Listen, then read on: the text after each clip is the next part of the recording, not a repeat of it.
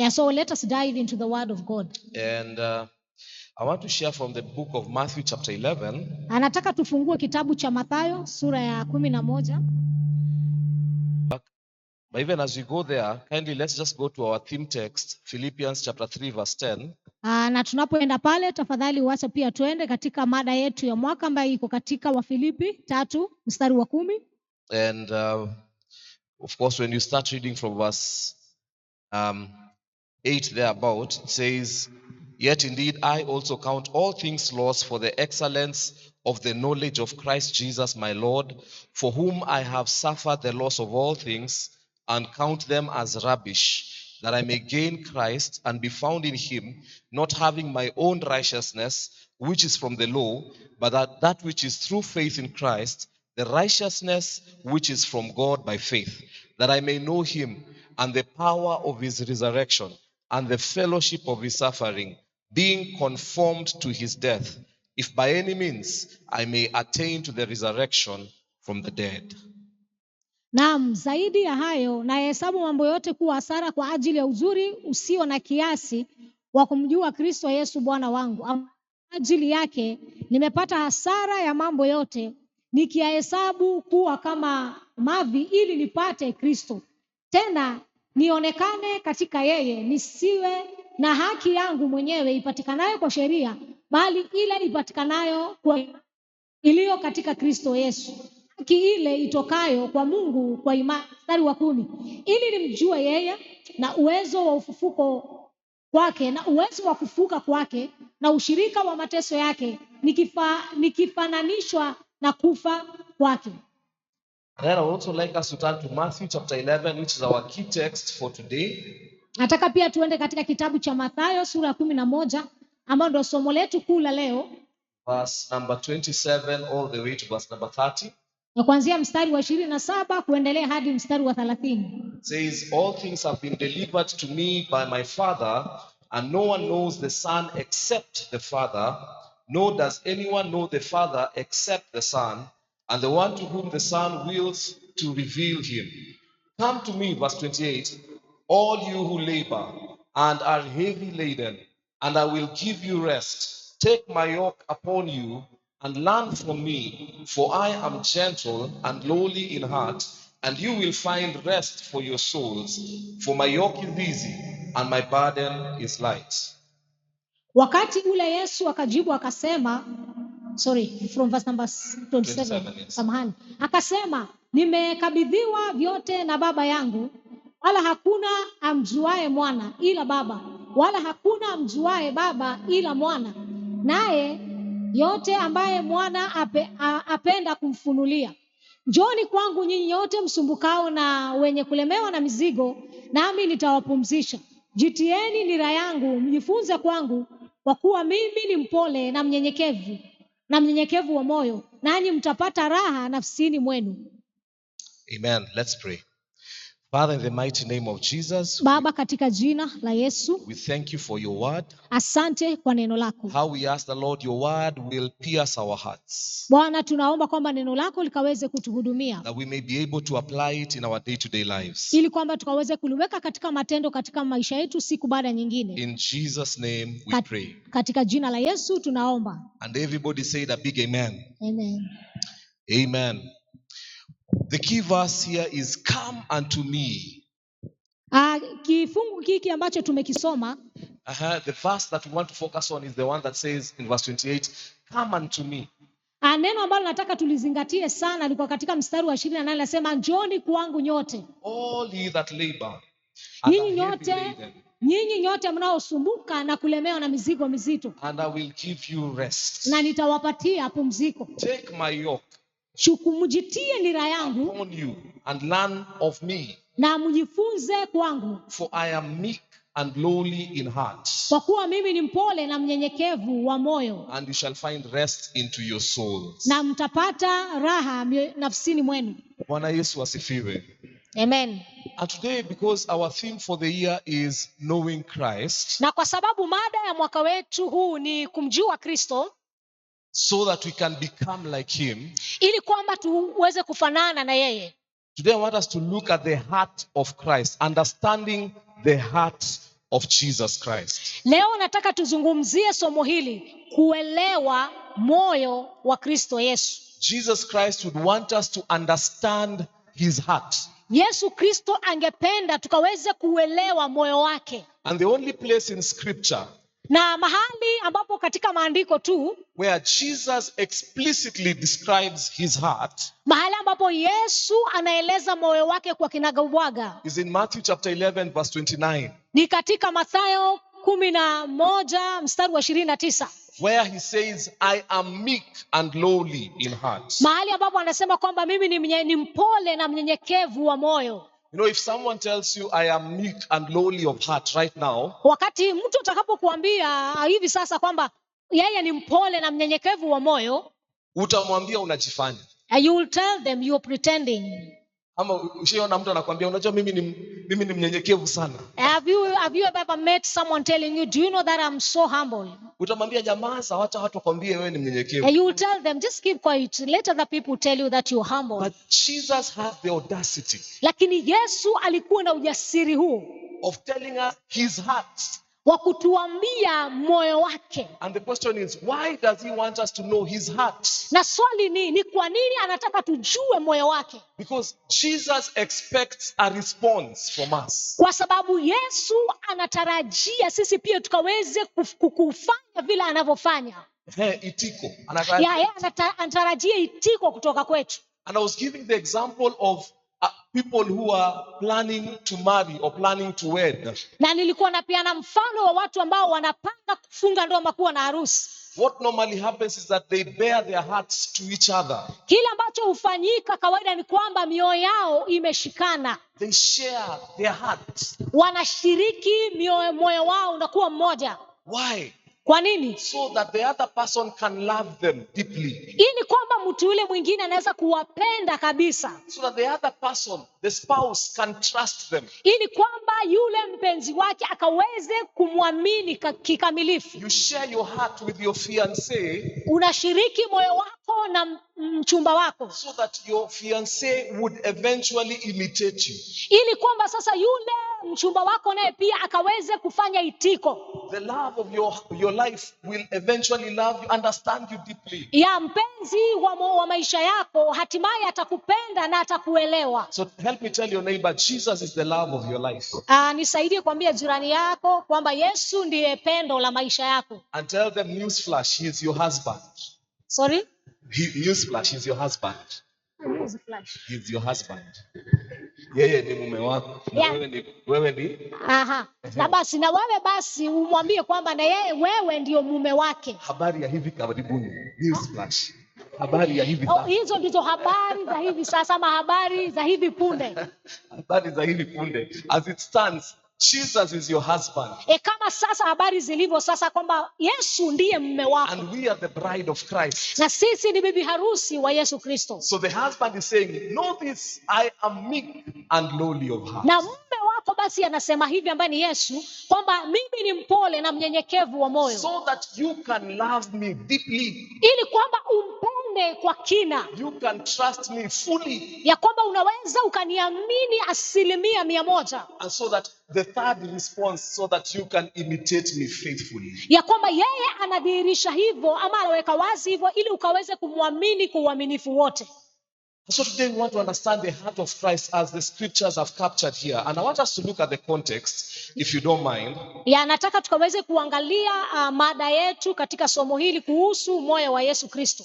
But when you look at the context, when you look at the background, ukiangalia utangulizi ama mambo yaliyotangulia hapo awali kuhusu jambo hilo, because Jesus is talking, he's describing his heart. Now I want us to understand what was happening before he came to this scripture. Ya nataka tuelewe ni nini kilikuwa kinaendelea ndiposa tufike katika andiko hili. Now look at this man who is meek and lowly. Angalia mtu huyu ambaye ni mpole na ni mnyenyekevu.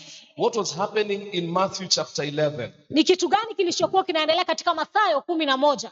Matthew chapter 10, he recruits his disciples. Katika mlango wa 10 wa Mathayo alikuwa sasa amewaita na kuwaleta wanafunzi wake pamoja. Matthew chapter 11, he sends them out. Katika sura 11 anawatuma waende.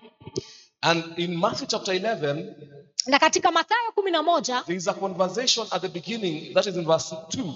There's a conversation between John the Baptist and Jesus. katika mstari wa pili wa sura hiyo ya Mathayo 11 kuna mazungumzo kati ya Yesu na Yohana Mbatizaji.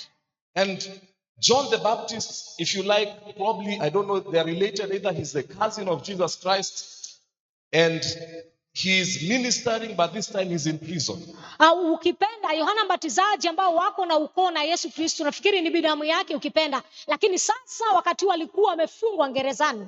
And so when you read verse 2, it says, and when John had heard in prison about the works of Christ, he sent 2 of his disciples and said to him, are you the coming one, or do we look for another? Ukisoma katika mstari wa pili hapo Mathayo 11 mstari wa pili, Biblia inasema hivi, naye Yohana aliposikia huko gerezani matendo ya Kristo, alituma wanafunzi wake kumuuliza, wewe ndiwe yule ajaye au tumtazamie mwingine? So we want to understand this man, Jesus Christ, who says, I am meek and lowly of heart. Nataka uelewe kwamba mwanaume huyu anaitwa Yesu anayesema kwamba yeye ni mpole na mnyenyekevu wa moyo. And look at what he does in verse number 2 after hearing this question. Na angalia kile ambacho anasema katika mstari wa pili baada ya kusikia swali hili. And this is a very funny question because this John the Baptist is the same one who baptized Jesus Christ. Na hili swali ni swali ambalo linashangaza kwa sababu huyo Yohana Mbatizaji anayeliuliza swali hilo,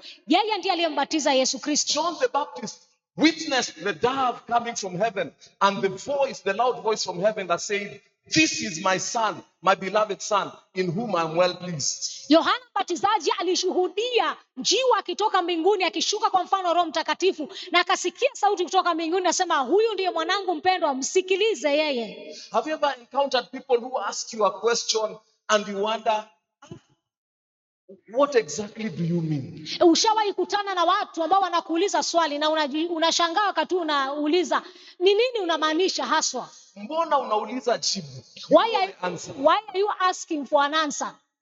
Because John the Baptist knew who Jesus was. Kwa sababu Yohana Mbatizaji alikuwa anajua Yesu ni nani. He was not told by anyone. He heard the voice from heaven. Hakuambiwa na mtu yoyote, alisikia sauti kutoka mbinguni. He saw the dove descend upon Jesus. Aliona njiwa akishuka juu ya Yesu Kristo. He himself said, I am not worthy to untie your shoelaces. Yeye mwenyewe alisema, mimi hata sistahili kulegeza kamba za viatu zako. So John was not asking whether he is Christ. Kwa hiyo Yohana hakuwa anauliza kama Yesu ni Kristo. John was offended by Jesus. Yohana alikuwa ameudhiwa ama ameudhika kwa sababu ya Yesu. He was offended. Alikuwa ameudhika.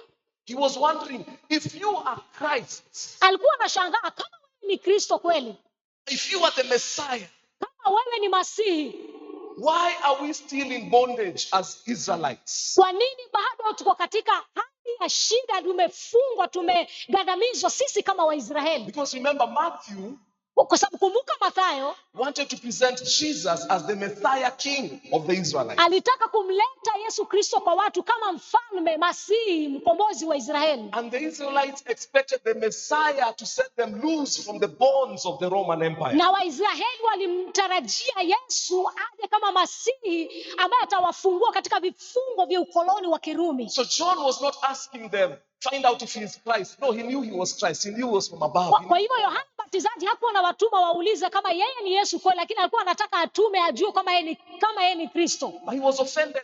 If you are the Christ, you should have set us loose by now. Kwa sababu alikuwa ameudhika wakati huo, anashindwa, kama kweli wewe ni Yesu Kristo Masihi, basi mpaka sasa ungekuwa umetukomboa katika vifungo vya ukoloni. Israel would have been an independent nation by now.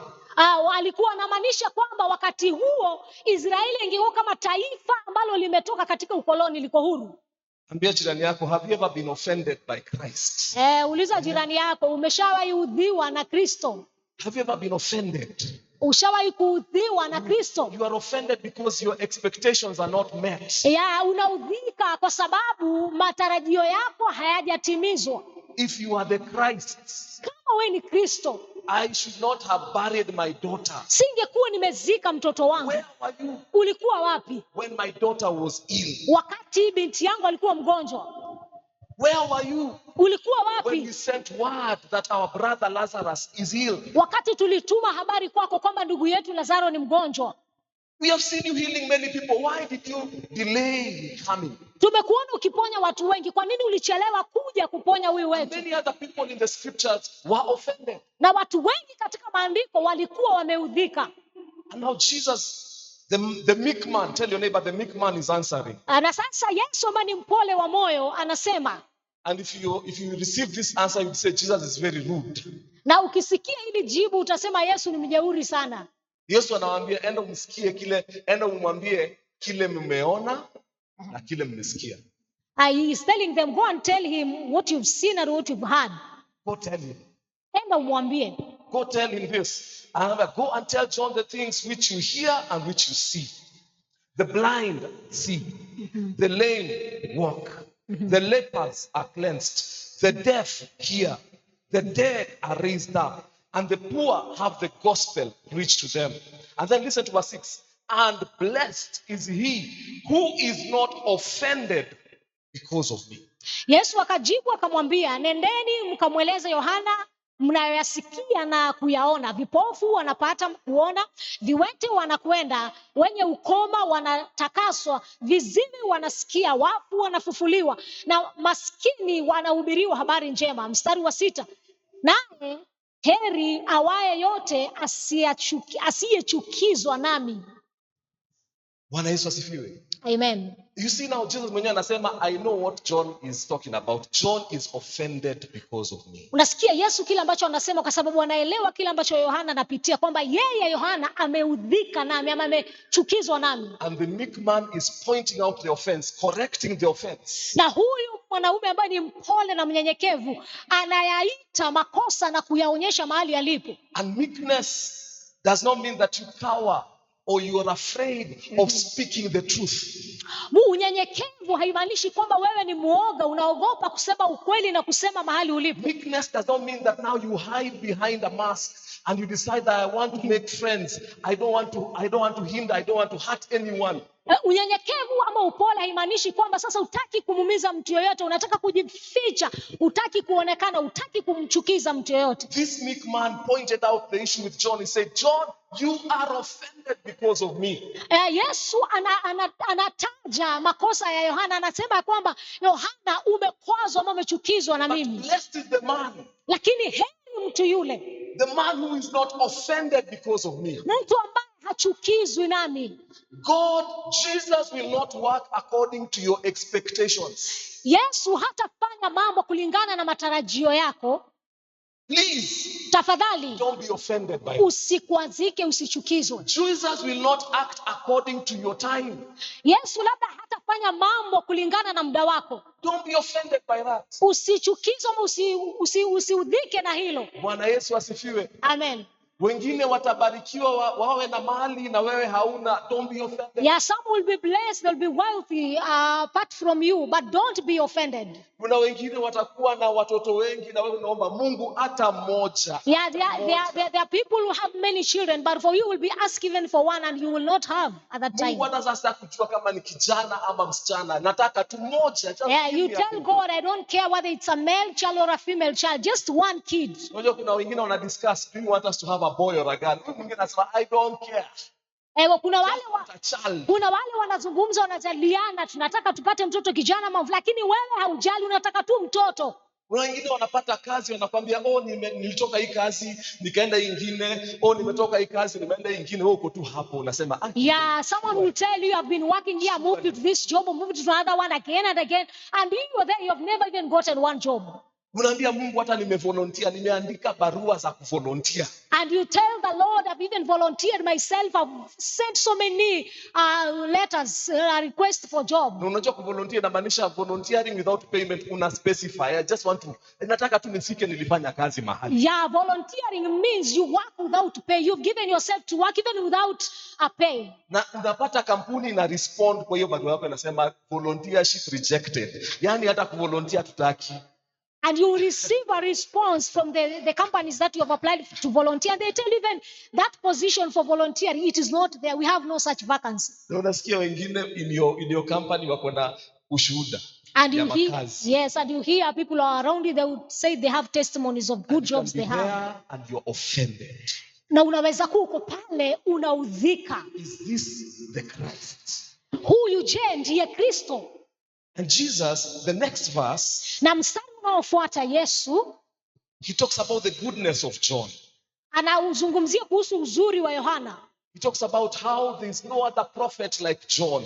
Ndiye anasema kwamba hakuna nabii kama Yohana. Verse 11, he says, there is no one born among women who is like John the Baptist. Anasema kwamba hajaondoka mtu katika wazao wa wanawake aliye mkuu kuliko Yohana Mbatizaji. So Jesus knows the ability of John. Kwa hiyo Yesu anajua uwezo wa Yohana. Jesus knows how good John is. Yesu anajua jinsi Yohana alivyo mzuri. But that does not stop him from correcting John. Lakini hiyo haimzuii asirekebishe makosa ya Yohana. Now you tell your neighbor, that is meekness. Ambia sasa jirani yako, huo ndio upole na It is unyenyekevu. honesty, being honest. Ya kuwa mkweli. You're saying the truth but yet with love. Unasema ukweli lakini ukiwa umeandamana na upendo. Anaambia disciples wake, we are not fighting with John, we are not fighting. Anaambia wanafunzi wake, hatupigani na Yohana. When you went to the wilderness, who were you expecting to see? Mlipoenda jangwani mlikuwa mnatarajia kumwona nani? I'm telling you, there is no one greater than John the Baptist. Nawaambia hakuna na mtu mkuu kama Yohana Mbatizaji. Ameshapatia John the Baptist his own dose. Lakini tayari alikuwa shampatia Yohana Mbatizaji dawa yake. Bwana Yesu asifiwe. Amen. Then he moves from there, this meek man. Alafu sasa anaondoka na songa mahali pengine, huyu mtu mnyenyekevu. Go to verse 20. Enda katika mstari wa 20. This meek man and humble man, huyu mtu mnyenyekevu na mpole, listen to what he does in verse 20. Sikiliza kile anasema katika mstari wa The Bible 20. says, then he began to rebuke the cities, in which most of his mighty works had been done, because they did not repent. Ndipo akaanza kuikemea miji ile ambamo ndani yake ilifanyika miujiza yake iliyo mingi, kwa sababu haikutubu. So this meek man rebukes John the Baptist. Kwa hiyo huyu mtu ambaye ni mnyenyekevu anamkemea Yohana Mbatizaji. Then he goes and rebukes the cities. Alafu sasa anaendelea anakemea miji. Then later on he comes and say, learn from me.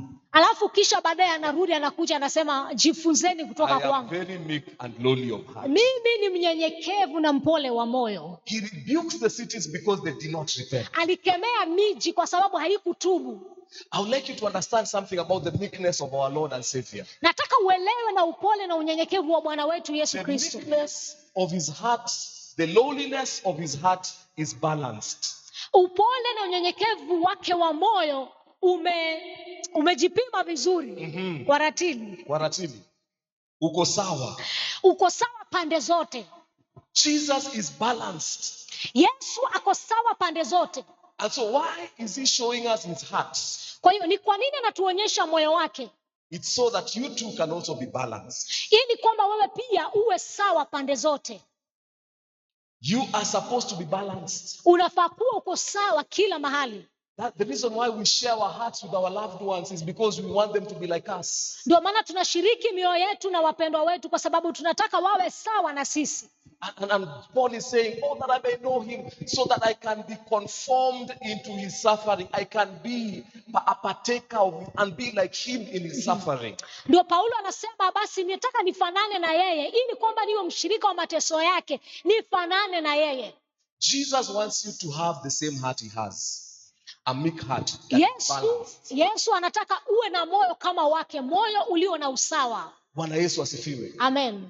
And if we are to understand that simple concept, na ukielewa wazo hilo rahisi, you will thrive as a believer. Utakuwa mtu wa furaha kama muumini. Thriving, you'll excel. Utakuwa unafanya vizuri kama muumini.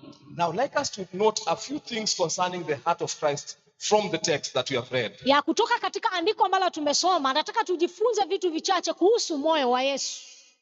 We have learned he's meek, he's balanced, yes.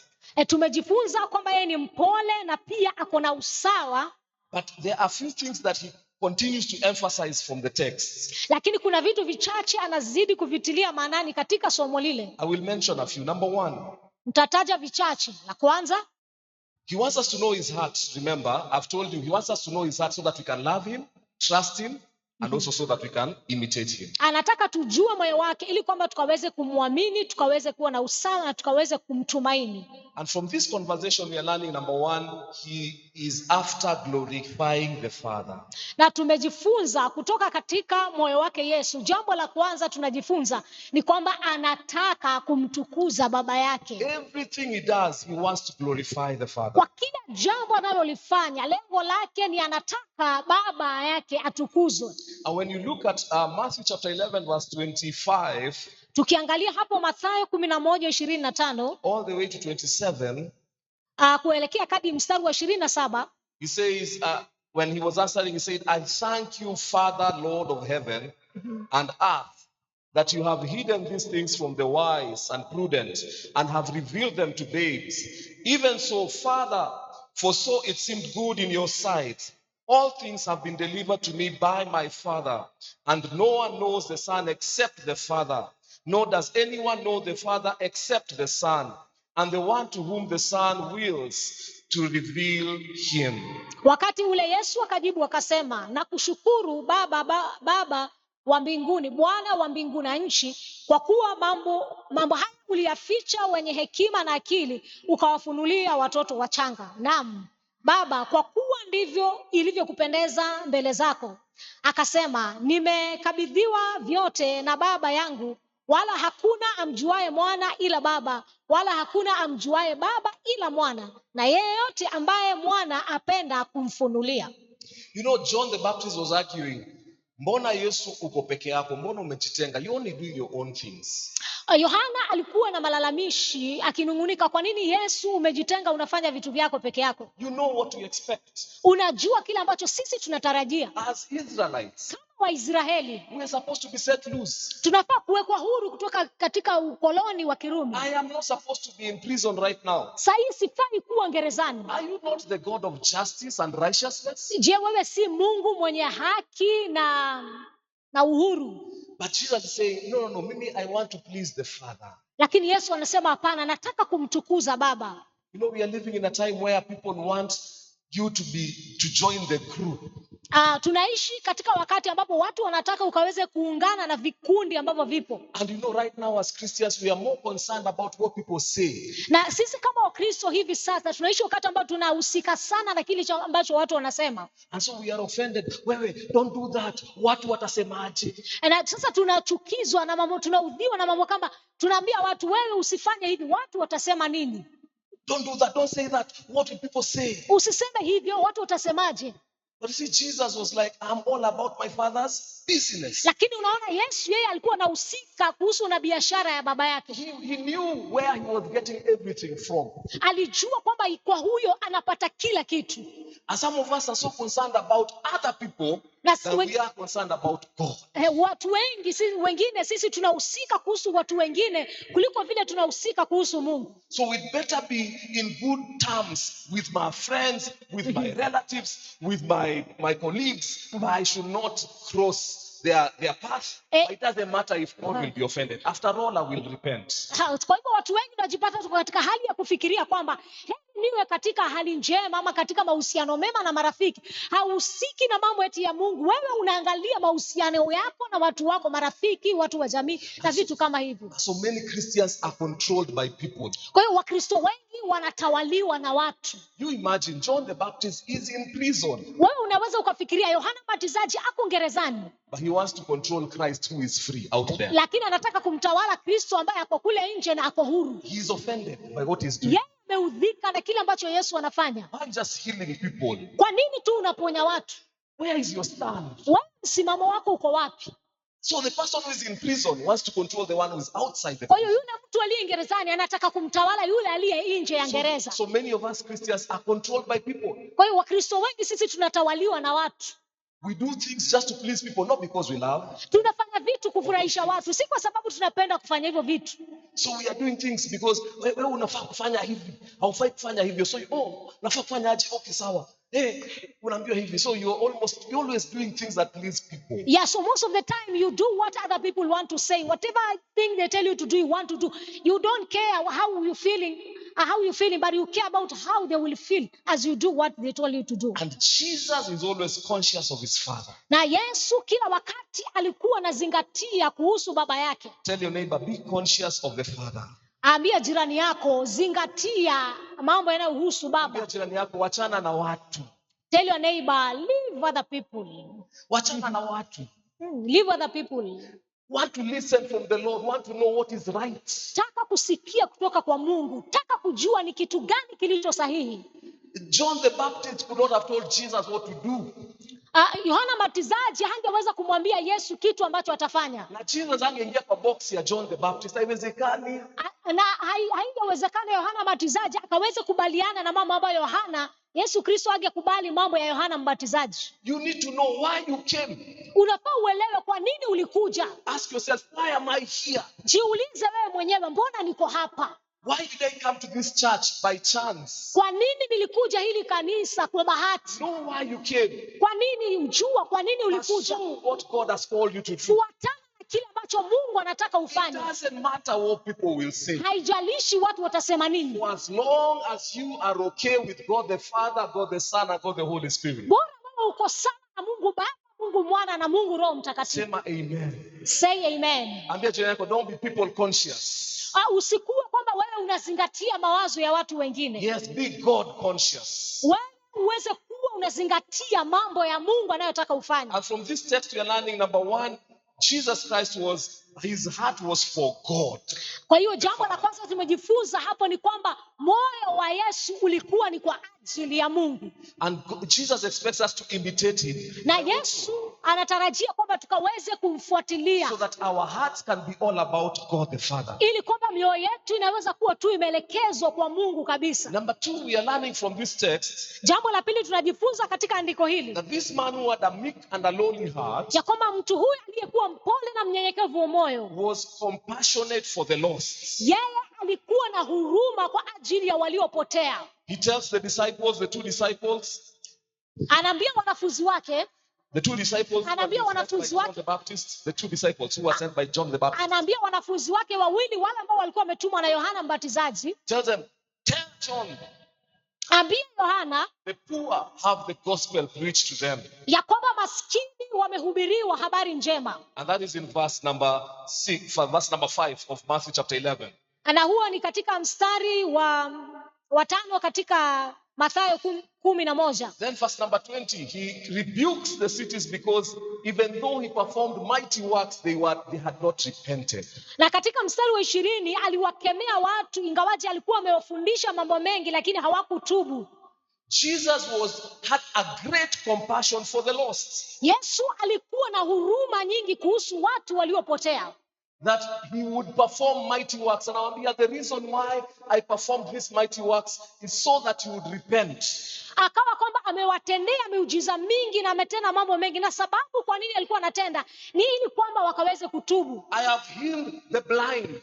Nimeponya vipofu. The deaf amongst you. Wale walio viziwi wamepata kusikia. Amongst you. Wale ambao walikuwa viwete wanatembea. I have even raised the dead. Hata nimefufua wafu. I have performed mighty works. Nimetenda kazi kubwa. But woe unto you. Lakini ole wenu. Because despite the mighty works that I have performed amongst you. Kwa sababu pamoja na mambo makubwa ambayo nimefanya miongoni mwenu. You have not repented. Hamujatubu. You can see the extent you would go for their repentance. Unaweza ukaona jinsi kutokutubu kwao kulikuwa katika hali ambayo ni mbaya zaidi. That for Christ to gain your repentance. Kwa kwamba Kristo ili akaweza kuzungumzia jambo hili la kutubu. He would heal. Alikuwa kwamba anawaponya works. Na zile kazi anazozifanya. And even die on the cross. Na hata pia pamoja nayo akafa juu ya msalaba. So that you would repent. Ili kwamba wakaweze kutubu. He had a compassion for the lost. Alikuwa na huruma kwa ajili ya watu waliopotea. But what are we compassionate about? Lakini sisi tuko na huruma na msukumo kwa ajili ya nini? We are not concerned about the lost in the church today. Sisi hatuhusiki sana na wale waliopotea hapa kanisani. The conversations we have around us, mazungumzo ambayo tuko nayo miongoni mwetu, who has offended me? ni nani amekuudhi, nani amekuchukiza? Have you heard what they say? Ulisikia kenye walisema? Did you see how they were behaving? Ulikuwa unaona vile wanakaa na vile How wanafanya? did you find his dressing? Wewe uliona mavazi yake inakaa namna gani? Are you seeing how he's avoiding us? Unaona jinsi vile anajitenga na sisi? Side shows. Vitu ambavyo vinaonyeshana kando na kile ambacho ni cha muhimu. The church now is focusing on side shows. Kanisa sasa linazingatia vitu ambavyo viko kando ya barabara. Ati huyu anahubiri sana kunishinda.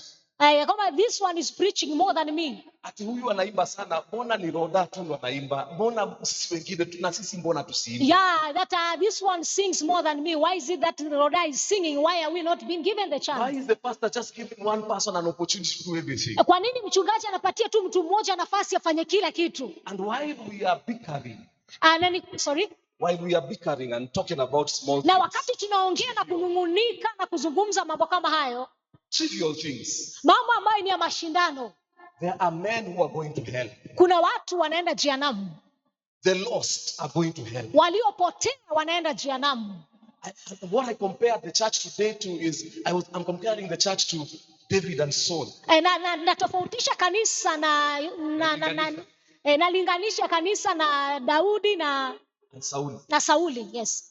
Because Saul and David were fighting. Kwa sababu Sauli na Daudi walikuwa wanapigana. They were Israelites. Walikuwa wote ni Waisraeli. And while they are fighting, na walipokuwa kipigana, the Philippians are becoming stronger. Wafilipi wanakuwa na nguvu. As Saul is pursuing David, wakati Sauli anafukuzana na Daudi, the Philippians are getting stronger. Wafilipi wanakuwa na nguvu, ama mahadui wanakuwa na nguvu. Wanakuwa maarufu, wanakuwa na nguvu. Goliath was slain. Goliath alikatwa kichwa. Basi mnakumbuka kulikuwa na watoto wake. Wanaanza kuwa wazito, wanafanya tizi, wanaanza kuterrorize, so much so that even when David gets into the Philippian camp, he has to pretend and feign madness because he knew, I can be killed here. These people are strong. Kwa hivyo Goliath alikuwa na watoto, kwa hivyo walikuwa wanafanya mazoezi, wanapata nguvu, wanakuwa na nguvu, kiasi ya kwamba hata Daudi akiwakaribia anajua kwamba hawa wako na nguvu, ni wajasiri hawa Wafilisti. While we are bickering in the church and looking at church politics, the other people, the Muslims, are getting stronger. Sisi kama kanisa tunajiingiza katika manunguniko na katika mazungumzo kama haya, na watu wengine kama Waislamu wanazidi kuongezeka, wanapata nguvu zaidi. Our Gen Zs are getting lost, more lost. Hawa watoto ambao ni Gen Z wanaendelea kupotea. Wanapotea. Wanasema sisi kama Gen Z tunafanyanga. Na sisi kama millennials, hata sisi we had our time. Mwachana hiyo Gen Z yenyu. We also had. And the Gen Zs are saying we want to do, we are Gen Zs who want to do this. And also the millennials will say the same thing. We are also millennials who want to know what to do. And while we are politicking here, na wakati tunaendelea katika mazungumzo haya ya kisiasa, they are joining cults. Watu ambao ni hao Gen Z wanaingia katika imani ambazo ni potovu. You know, our young people, I was attending, remember I sent you the Bible app. Kumbuka niliwatumia app fulani ya Biblia. And right now in Kenya and all over the world, hivi sasa Kenya na ulimwengu wote, we are told, tunaambiwa, that the people who are interacting with scriptures, wale watu ambao wanasoma maandiko, asking questions, wakiuliza maswali, the Gen Zs, ni watu ambao ni wa kiwango hicho cha Gen Z. They are, and when you go to ChatGPT, they are the ones who are asking these questions. They don't even need a pastor nowadays to answer their questions. Na ukienda no wonder mtuiti anymore. You can just turn to your phones and you can say, is this okay or not? What does the Bible say? And the people who are asking biblical questions on ChatGPT, on AI, the people who are reading Bible apps, and these are people who are taking 1 hour plus reading the Bible, are the young people.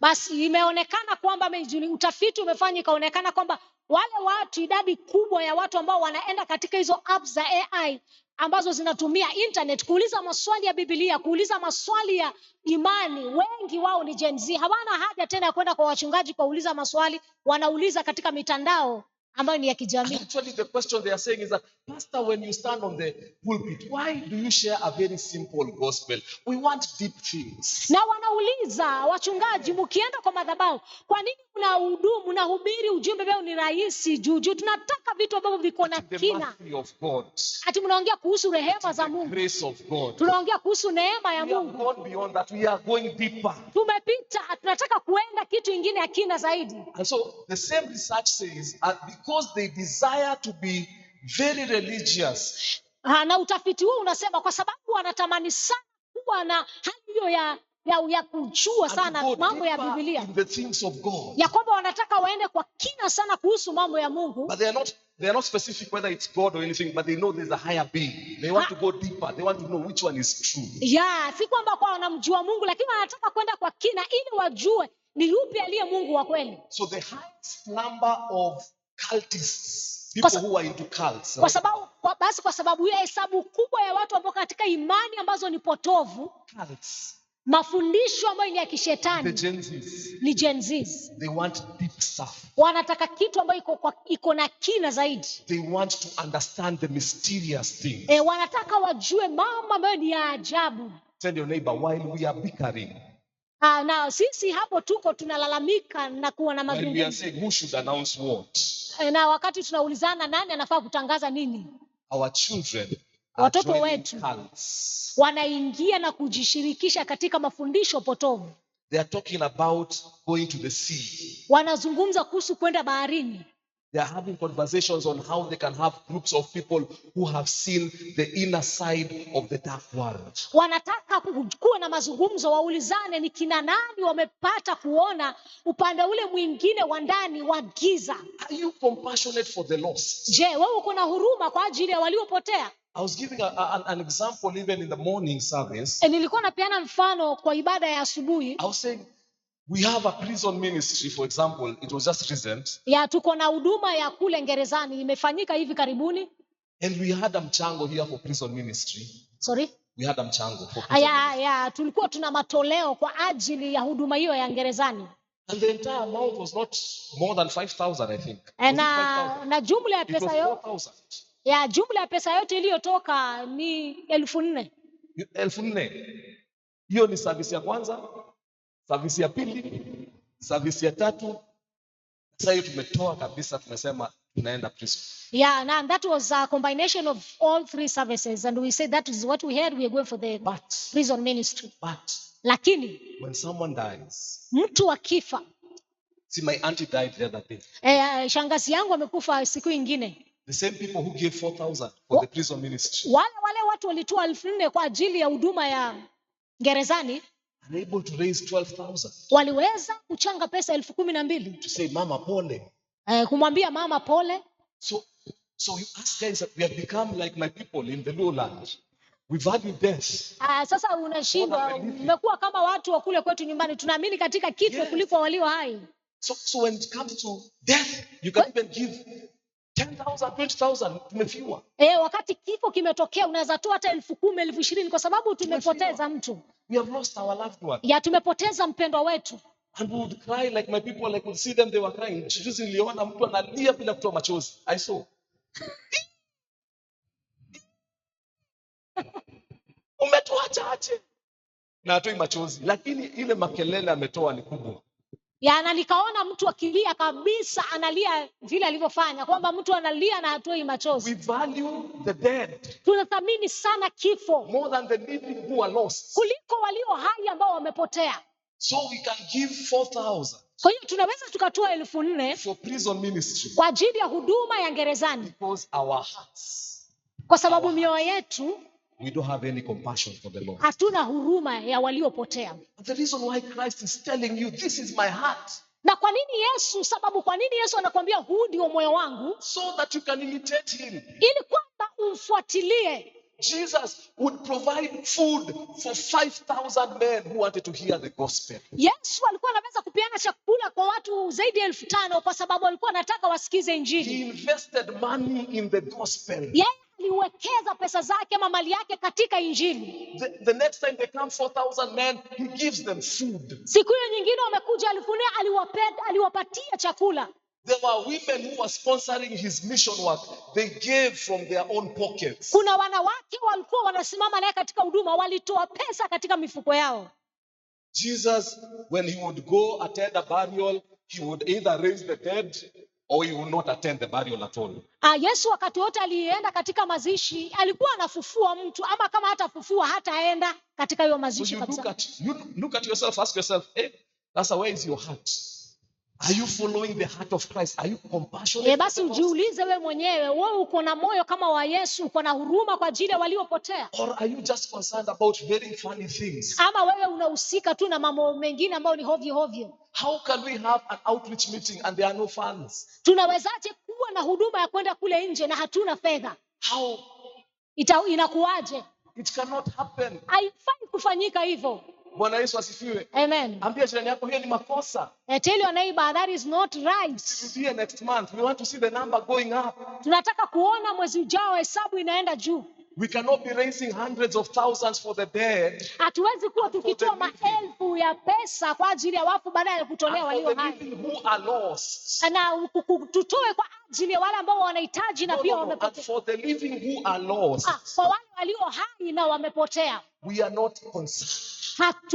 Hatushughuliki na hayo kabisa. It is an error. Hiyo ni makosa. Family error. I want to wind up right there because naona time.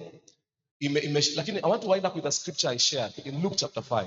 Nataka nitamatishe kwa andiko ile Luka katika sura ya 5. When you look at where our hearts are, ukiangalia mahali mioyo yetu ipo, and where the heart of Christ is, na pale ambapo moyo wa Kristo ulipo, you realize we are far removed from his heart. Utagundua kwamba tumetolewa mbali sana na moyo wake. We are talking about knowing Christ. Tunazungumzia kuhusu kumjua Kristo, but we don't want to become like Christ. Lakini hatutaki kufanyika kama yeye Kristo. We understand that his heart is for the lost. Tunaelewa na moyo wake kwamba moyo wake ni kwa ajili ya waliopotea.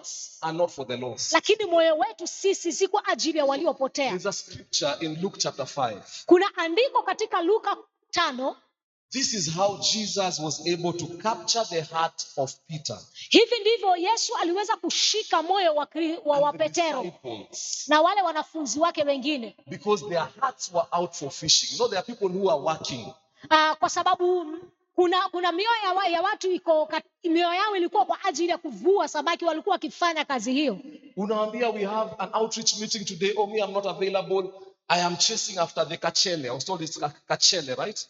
I'm chasing after the coin. Kuna watu utawaambia leo tuko na mkutano wa kwenda kule nje, atakwambia hapana, mimi nimeshikana, kuna jambo nafuatilia mali kwa ajili ya fedha. We are supposed to have a fellowship and pray together. No. I don't have that time. Fellowships zikwe online or else I'm not available.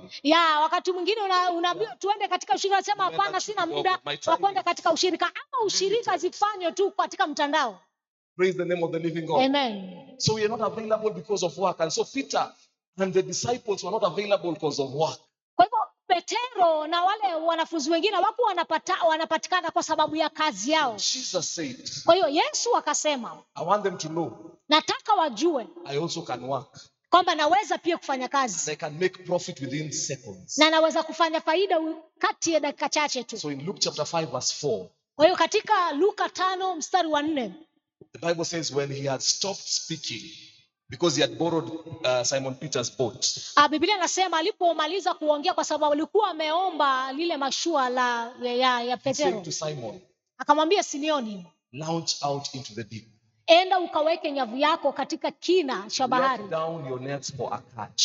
Enda uteremshe nyavu yako katika kina cha bahari. I am about to make you a gazillionaire. Niko tayari kukufanya milionea, mabilionea, pesa hiyo kubwa. Kuna mabilionaires, wale ni mabilionaires mara kama 20. Kuna wale ambao ni mabilionea mara kama 20. If it's making money, I want you to make money. Kama ni kutengeneza pesa, nataka utengeneza pesa kiwango hicho. Verse number 5. Na katika mstari wa 5, they made a great catch. Lakini Peter, unajua anakuanga shida yake tu kuuliza maswali. Sana uliza swali. Master, we have toiled all night and caught nothing. Nevertheless, Sawa tu, wacha tuweke tu. You know, we know this thing. Ya Simoni akauliza swali, Bwana, tumefanya kazi usiku kuchwa hatujapata kitu chochote, lakini kwa neno lako tutashusha nyavu zetu. Then verse 6. Mstari wa 6. When they had done this, na walipofanya hivyo, they caught a great number of fish, and their net was breaking. Walivua samaki nyingi hadi nyavu zao zilikuwa zinakatika. Number 7. Mstari wa 7. So they signaled to their partners in the other boat to come and help them. Wakawaita marafiki zao wengine katika mashua yale mengine pande nyingine wakaje kuwasaidia. And they came and filled both the boats so that they began to sink. Yani, walipokuja wakajaza mashua zao na za wale wengine zote zikajaa kiasi kwamba ilikuwa inadidimia kwenye bahari. Na hata Yesu angekubali hata ingesink hiyo samaki ingerudi kuswim, ingebaki tu hapo. Yani Christ is able to make you a millionaire. I'm trying to help you see this point. Ya, na kusaidia uone jambo hili kwamba Yesu ana uwezo kufanya ukuwe milionea. Kama ni millions, Christ is able. Yesu anaweza. So the two boats now are about to sink. Kwa hiyo mashua yote mawili sasa yako karibu kudidimia kwenye maji. Alafu kisha mstari wa 8. When Simon Peter saw it, he fell down at Jesus' knees, saying, "Depart from me, for I am a sinful man, O Lord."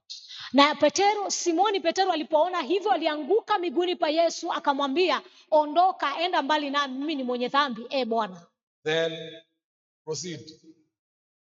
For he and all who were with him were astonished at the catch of fish which they had taken during the day. Hata si usiku, during the day. Kwa sababu yeye na wengine walishangaa sana kwa sababu ya kiwango cha samaki ambacho walichopata. Sio kama umeshasoma mpaka mwisho, acha tuendelee kusoma.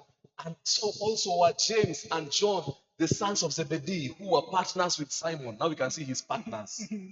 And Jesus said to Simon, "Do not be afraid, from now on you will catch men." Na kisha Yakobo pamoja na Yohana na wana wa Zebedee waliokuwa pamoja nao wakamwambia pamoja na Yesu wakasema usiogope, kuanzia sasa. Yesu akamwambia, msiogope, kuanzia sasa mtakuwa wavuvi wa watu. You know, I am able to help you catch fish, lakini have you ever tried catching men? Kwa hiyo akawaleta katika Pigiri makofi. But then verse 11. Acha nirudishe kwa ile kopande. So, have you read up to verse 11? Katika mstari wa 11. It says, so when they had brought their boats to land. Walipoleta mashua yao kwenye nchi kavu. Does the Bible say they counted the great fish, the great catch? Inasema, does it say they counted the great catch? Je, inasema kwamba walihesabu hizo samaki zote? Does it say they guarded the great catch? Je, inasema kwamba walilinda na wakachunga zile samaki? Were they not fishermen? Je, wao hawakuwa wavuvi? Were they not looking for fish the whole time? Je, hawakuwa wanatafuta samaki usiku kutwa? What has changed? Ni nini kimebadilika? That they are no longer interested with fish. Ya kwamba sasa tamaa yao si samaki tena. They could have written a book on how to make a great catch. Wangeandika vitabu jinsi ya kupata samaki wengi. They would have been there basked in the sun of how they have made a great catch. Wangekuwa hapo wakiota jua wakisema jinsi wamepata mavuno mengi ya samaki. But the Bible says, even though they made the greatest catch of their lives, lakini Biblia inasema ingawaje walikuwa wamevua samaki wengi ambao hawajawahi vua katika maisha yao yote, of Christ, lakini kwa sababu ya moyo wa Kristo, that Jesus Christ is more interested in men more than fish. Ya kwamba Yesu anahusika sana na mioyo ya wanadamu kuliko samaki. Jesus Christ is more interested in your neighbor more than your job. Yesu anashughulika, anahusika sana na jirani yako kuliko hata kazi yako. The neighbor who is getting lost. Jirani yako ambaye anapotea. Your colleague who is getting lost. Mfanyikazi mwenzako ama mwanafunzi mwenzako anayepotea. Jesus is more interested in them. Yesu anahusika sana na wao. They did not count the fish. Hawakuhesabu samaki. The Bible does not tell us whether they sold the fish, they would have been billionaires. They did not sell the fish. Biblia haijatuambia kwamba waliuza samaki, kwa sababu wangeuza wangekuwa bilionea. What does the Bible say? Biblia inasemaje? They forsook all. Waliwachana na kila kitu. And followed him. na wakamfuata Yesu so that they could be fishers of men. ili wafanyike wavuvi wa watu. Some of us probably will need such a miracle Wengine wetu labda tungehitaji muujiza kama huo to convince us kutushawishi that your life is more than money. ya kwamba maisha yako ni ya thamani The kuliko sum fedha. total of your life is more than a good home, a good car, a nice environment, living in Karen, Mozaiga. You're always dreaming. We have the American dream in Kenya.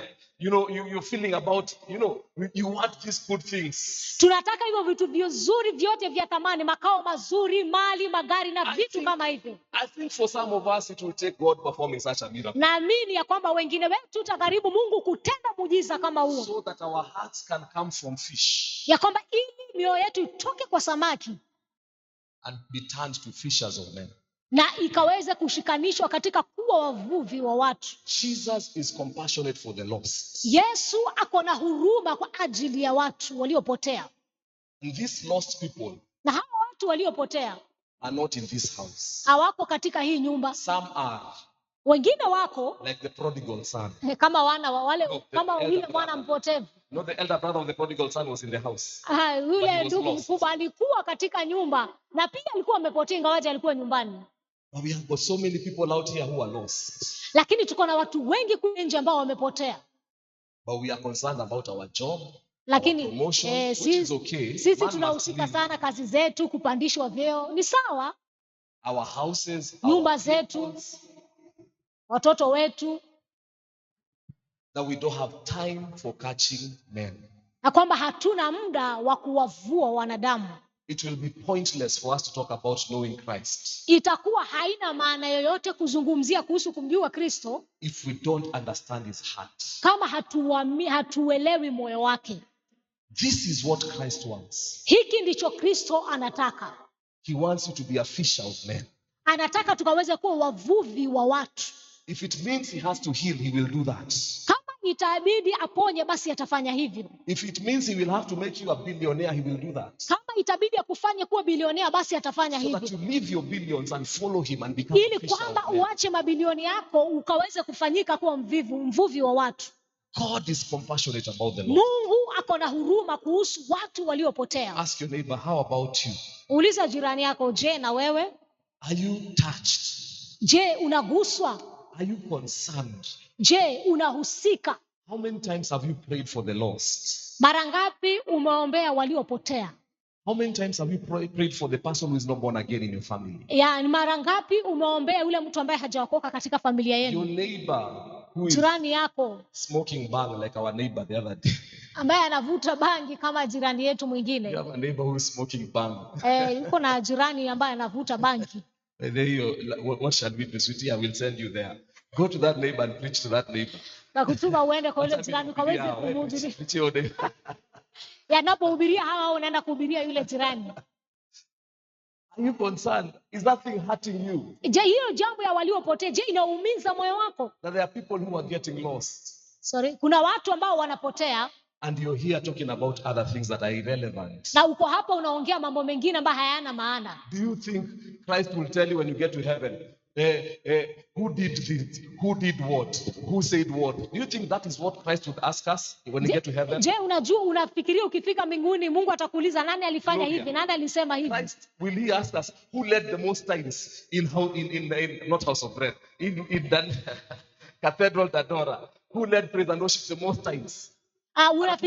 Unafikiria Mungu atakuuliza nani alikuwa anaongoza sifa na ibada zaidi kanisani? Lakini ule mtu hukuhubiria, damu yake itakuwa juu yako. But the person who did not preach, you did not preach to his or their blood will be counted upon you. Bwana Yesu asifiwe. Amen. That is the heart of Christ. Huo ndio moyo wa Kristo. Sisi zingine tunafanya. Not the other things that we are doing. So kama uko hapa na hujaokoka. So if you are here and you're not born again. Thank you. Give her a clap. Kama uko hapa na haujaokoka, njoo. Nimedemonstrate. We have demonstration from the scripture. Nimekuonyesha jinsi ambavyo Kristo anakupenda sana. Ataponya wagonjwa, viziwi, ataperform mighty works in your life so that uweze kurepent. Kristo atakufa msalabani kwa sababu anataka utubu. Hakuna kitu hawezi fanya kwa sababu yako. There is nothing that he cannot do for you. Kuna wimbo tulikuwa tunaimba tunasema God loves people more than anything. And more than anything, he wants them to know he'd rather die than let them go. Bwana Yesu asifiwe. Kama hujaokoka, come, njoo. Kama hujaokoka, njoo kwa huyu Yesu mwenye anakupenda sana. He can turn heaven upside down. Anaweza kufanya milionea ndio uokoke. Yani mpaka Peter aliona hiyo pesa, akaona hizo samaki, akasema depart from me for I am a sinner. Bwana Yesu asifiwe. That's how much Christ loves you. There's nothing he can't do for you. Kama uko hapa na hujaokoka, njoo. Je, tuko na yote hapa hajaokoka? Don't be concerned. Nimesema usijali watu watasema nini. Hata kama umekuwa ukituhubiria na hujaokoka, kuja uokoke. Hata kama umekuwa ukituimbia na hujaokoka, njoo uokoke. Hata kama umekuwa ni kiongozi na hujaokoka, njoo uokoke. Don't be concerned about people. Hao wakuji kuokoka, wanaenda kuimba. Bwana Yesu asifiwe. Usiangalie na macho mbaya. Hao ni wanaenda kuimba. Lakini wewe mwenye hujaokoka, njoo. If you're there and you're not born again, we will wait for you. But if you're born again and you have understood the heart of God, that he wants to please his Father, but he also has a compassion for the lost. Na unaangalia your heart versus his heart. Unaona mimi sina compassion for the lost. I have not invested for the lost people to be saved.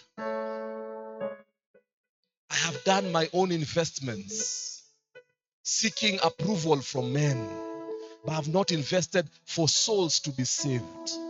I don't have a burden to share the word of God with my neighbor or my friend or my colleague. Sina hiyo burden. Lakini Mungu, kama uliweza kubadilisha Peter, ukabadilisha moyo wake, akitazama watu, anaona nafsi ambazo zinaweza kuokoka. Bwana, nibadilishe. Kama uko hapo na unasema nataka nibadilike, nifanane na wewe, natamani, we have one here. I don't know. Karibu sana my sister. We have one who wants to give her life to Christ. Pastor will handle. Je, kuna yoyote? We are waiting for you. Jesus, the Lord loves you so much. There's nothing he cannot do for you. He wants you to repent. The reason why amesababisha ukakuwa hai, kulikuwa na accident na ukasurvive, kulikuwa na vitu unahitaji na akakupatia. The reason why he performs many miracles is so that you can be saved. So is there anyone who wants to join our sister, or she's the only one? Thank you. Good. Sorry, yeah. So Pastor would lead her to the Lord. Would lead her to the Lord. Amen. And as he does that, I want us to intercede for her. Let's just pray for her. Amen. That she will stand. Amen. You're going to repeat after me. Say, Lord Jesus, I come before you. I have been a sinner, condemned to hell. But I pray today, forgive me all my sins. Rub my name from the book of death, and write my name in the book of life. Today I have received you, and I will walk with you. Give me your Holy Spirit to help me to stand in every situation. In Jesus' name. Amen. Amen. Tunaweza kuinua mikono yetu pande hii, tumuombee, tumkabidhi mbele za Bwana, tukiamini Bwana atamsaidia kusimama kwa jina la Yesu. Baba, tunamuombea dada yetu mikononi mwako. Tazama siku ya leo, jina lake limefutwa katika kitabu cha mauti, limeandikwa katika kitabu cha uzima. Siku ya leo namuombea neema, namuombea Bwana ukamsaidie kwa jina la Yesu. Tunaungana Bwana kama Wakristo wote, tunamkabidhi mbele zako, tunatangaza hata rudi nyuma kwa jina la Yesu. Neema yako Bwana ikue juu yake, Neema yako Bwana ikamtoshe kwa jina la Yesu Kristo. Siku ya leo ni mwanzo mpya katika maisha yake. Tunashukuru Bwana kwa sababu umetenda. Kwa jina la Yesu tumeomba na tumeamini. Amen. Amen. Jina ni? Amen. Anaitwa Judith, tumpigie makofi mazuri. Judith, God bless you. Amen. Amen. You can sit here. Ama chukua tu vitu zako alafu kaa hapa mbele. Thank you. Asante sana. I want to pray for the second category. There is a category ya Wakristo ambayo mioyo yao haijakuwa aligned na moyo wa Mungu. Jesus is expecting a response. Amewaambia his heart, lakini yako haijakuwa aligned na yake. Bwana Yesu asifiwe. We are concerned about the things he is not concerned about. We have a heavy weight and a heavy load, and we are carrying a burden for what he is not carrying a burden for. Na uko hapo unasema, Lord, today I want my heart to be aligned to yours, the same way Peter's heart, John's heart, James' heart was aligned to yours. Leo nataka niwe mvuvi wa samaki kama wewe. Leo nataka nikupendeze. Leo nataka nijitoe kwa ajili yako na kwa ajili ya kuona nafsi zimeokoka. If you're there and you're saying you want your heart to be aligned to the Lord, raise your hand. Unataka ukuwe na hiyo moyo kama ya Kristo, ya kufikia watu. Asante kwa hizo mikono. Unataka kuwa na hiyo moyo ya kufikia watu, moyo ya kusumbuka na watu ambao hawajaokoka, wanaishi kando na kando yako. Akupatie moyo wa kueneza injili, so that people can repent of their works. Just raise your hand. There is now no condemnation to those who are in Christ. Probably your heart was somewhere else, but God is calling upon you and telling you, my son, my daughter, align your heart. May your heart come back to the things that I'm passionate about. May your heart come back to the things that I am hurting for. Inua tu mkono tukiomba. Asante kwa hizo mikono. Thank you. Just raise them high. Don't be fearful. Inua tu juu. Inua tu juu. Nasema, I want, Lord, I want to have that passion for the lost. I want to fish men. I want to fish my neighbors, my friends who are lost in sin. Just raise your hand. Father, in the mighty name of Jesus, tunakuja mbele zako. Unaona mikono hizo ambazo zimeinuliwa, ya watu ambao wangependa wakaweze kufanana na wewe, wangependa mioyo yao ikaweze kuwa ni kama moyo wako Bwana, wangependa wakaweze kupendeza Bwana, wangependa pia Bwana wakaweze kuwa na moyo kwa ajili ya wale ambao wamepotea. Haijalishi kama ni marafiki zao, haijalishi kama ni watu wa jamii yao, haijalishi kama ni majirani, watu ambao wanafanya kazi pamoja nao. Bwana, naomba moyo wako ukaweze kubatizika ndani yao, ukaweze kuimpact moyo hiyo ndani yao, ya kwamba Bwana wataweza kugeuka wawe kama Petero, waachane na samaki, waachane na vitu ambavyo walikuwa na value hapo mbeleni, na waanze kutafuta nafsi za watu ambazo zimepotea. Bwana, ni ombi langu ya kwamba your heart will be our heart this day, that Jesus, we shall share in the heart that you have for the lost. We shall share in the compassion that you have for the lost. The Lord, we shall be able to surrender it all so that we can pursue that which makes more sense to you. We thank you and we bless your holy name, because we believe it is done. In Jesus' name we pray. Amen. May you receive the heart of Christ. May you receive the heart of Christ. In Jesus' name. In Jesus' name. Kuna hiyo wimbo tulikuwa tunaimba kitambo, ilikuwa inasema reduce hiyo kiko juu sana. Give me a lower key. A lower key. Wacha niimbe alafu tanifuata. Siwe ni professional. Inaenda hivi. Nataka niwafundishe. Napenda kufanana nawe Yesu, napenda kufanana nawe, unitumie upendavyo, napenda kufanana nawe, napenda kufanana nawe Yesu, napenda kufanana nawe, unitumie utakavyo, napenda kufanana nawe. Inasema unitumie upendavyo. Yeye ako na version yake, lakini tumie hii yangu. Unitumie upendavyo. Roda, no offense. Unitumie upendavyo. Semeni unitumie upendavyo. Si we can sing? Sio wimbo ni rahisi. Haya, sema napenda kufanana nawe Yesu, napenda kufanana nawe, unitumie upendavyo, napenda kufanana nawe, napenda kufanana nawe Yesu,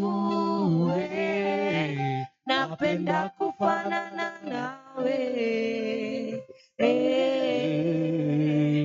unitumie upendavyo, napenda kufanana nawe